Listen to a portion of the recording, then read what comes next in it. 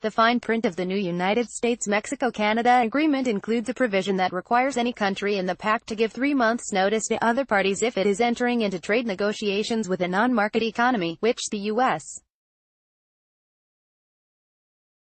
considers China to be. If one country enters into a deal with China or another similar economy, then that nation can be kicked out of the newly negotiated trade pact. The language has President Donald Trump's fingerprints on it, and represents an escalation in the China trade war by essentially pulling Canada and Mexico into the U.S. camp when it comes to trade with China. The clause represents a loyalty test that is expected to serve as a template for future U.S. trade agreements with other countries. Story continued below. This clause is definitely aimed at making it more difficult for others to sign a free trade agreement with China, or at least doing so on terms that the U.S. doesn't find in its interests, said Scott Kennedy, director of the Project on Chinese Business and Political Economy at the Center for Strategic and International Studies in Washington. He predicted the Trump administration would seek to include similar language as it works on trade agreements with Japan, the European Union and the UK. This effort seems part of peace with the escalating tariffs, investment restrictions and export controls to build constraints against China one trading partner at a time, he said. White House National Economic Council Director Larry Kudlow emphasized the significance of the provision, saying it sends a signal to China that we are acting as one. By signing up you agree to receive email newsletters or alerts from Politico. You can unsubscribe at any time. The continent as a whole now stands united against what I'm going to call unfair trading practices by you-know-who. It starts with AC and ends with an, he told reporters on Tuesday outside the White House. The Canadian government has made a policy priority of diversifying trade away from its heavy reliance on United States markets. Asked how much influence the U.S. will have on any Canadian talks with China at a press conference Monday, Prime Minister Justin Trudeau said only that we're going to continue to engage in increasing our trade footprint around the world. Foreign Minister Chrystia Freeland played down the significance of the measure, noting that any party to the agreement can leave for any number of reasons. Each country should have the right to make a sovereign decision about whether it wants to remain in a trade agreement. However, the provision could complicate any attempt to open negotiation with China, something the Trudeau government had attempted last year. The non-market economy clause did not receive much attention during the negotiations, but it was something Canada initially resisted. A senior Canadian official told Politico last month that the language was the no. 3 or 4 remaining sticking point in the negotiations at that time. The provision was a major victory for the U.S., which was laser-focused on checking China's backdoor reach across North America and dealing with Mexico's auto industry, said Dan Ujczo, a Canada-U.S. trade attorney at Dickinson Wright. That's what NAFTA was about at the end of the day, he said, and the inclusion of the language is a message to the rest of the world. One of the turning points in the negotiations was when Trudeau visited China in December 2017 in hopes of launching trade talks with the nation, a trip that raised concerns in Washington.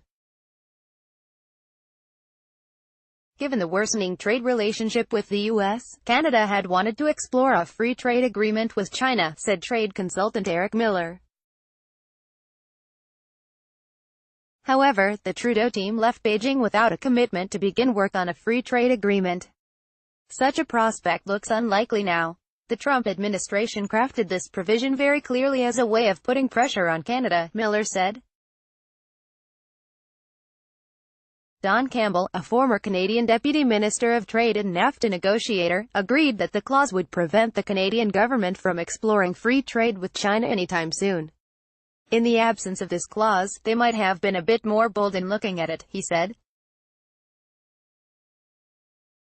Some in Canada, however, see the provision as a challenge to the nation's sovereignty.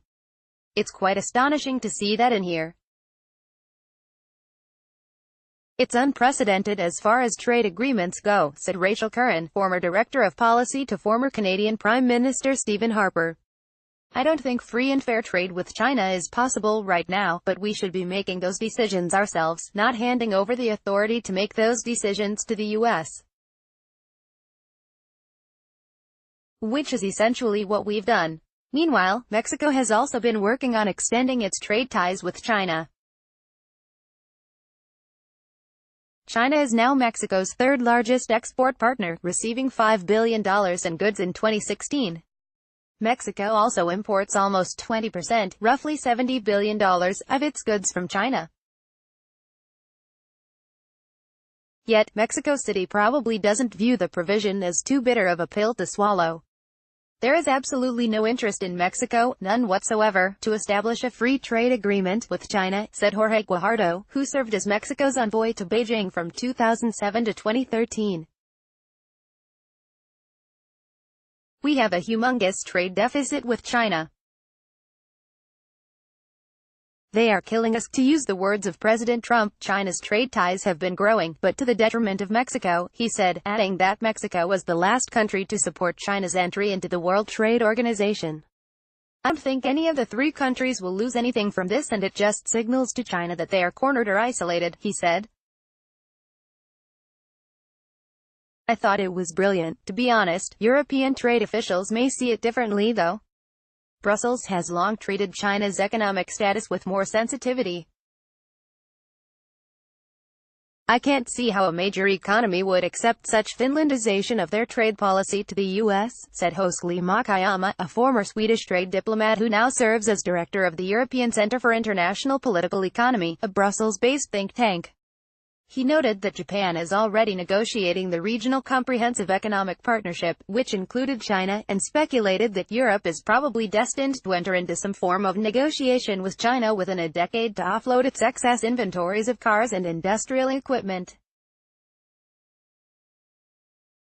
Last year, the European Union approved legislation that scrapped the term non-market economy as it applied to China, but it still kept a method of calculating anti-dumping tariffs that accounted for China's state-run economy. Analysts perceive the U.S. insistence on the language as an attempt to create a new partnership hemming in China, much as the 12-country Trans-Pacific Partnership was intended to do when it was signed in 2016, before the U.S. withdrew from the pact. Kotaro Tamura, an Asia Fellow at the Milken Institute and a former senator and parliamentary secretary in charge of economic and fiscal policy in Japan's Cabinet Office, said the new North American trade deal will definitely be the new blueprint to contain China in terms of trade. The U.S. will try to reach a similar agreement with other countries surrounding China, including Japan, Tamura told the South China Morning Post, a Politico content partner. Christine Lowe, an adjunct professor at the Hong Kong University of Science and Technology, predicted the U.S. moves to form new trade alliances during its heated trade war with China would change supply chains all over the world. Some industries, such as garment and shoe manufacturing, had already started to move out of China to other developing economies with lower labor, energy and rental costs, Lowe noted. Chinese businesses have started to join the exodus, with the U.S. recent tariffs on Chinese goods the final blow to their ability to make a profit at home, the SCMP, a newspaper based in Hong Kong, reported. Jump to sidebar section.